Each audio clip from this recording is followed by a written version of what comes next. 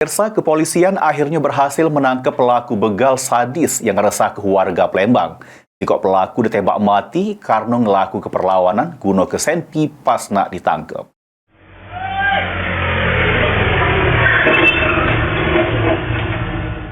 Akhir-akhir ini Palembang lagi tidak aman dari ancaman begal sadis yang semakin merajalela.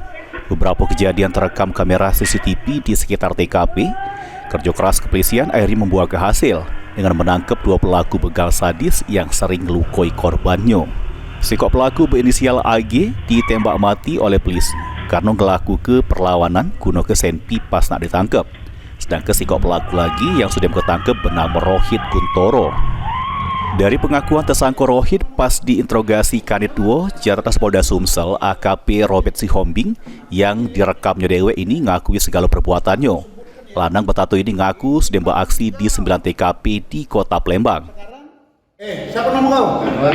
Siapa? Siapa? Rohit. Rohit. Ini ya. Aku sebutkan ya. Ini tanggal. Sekarang susah aku bercerita lagi. Kau nunjuk TKP no. Sekarang aku tanya kau ada berapa TKP kau? Lebih kau dari 9 itu lebih pasti.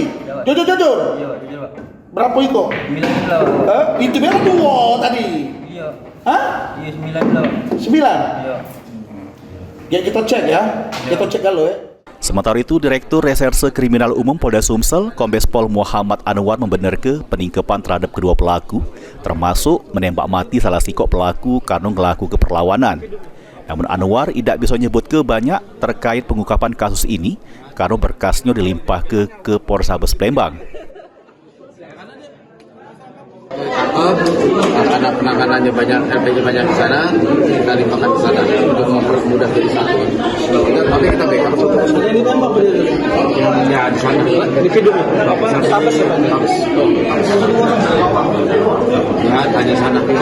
Bilangnya apa? Kurang lebih demikianlah. Karena dia bawa senpi juga, lawan juga.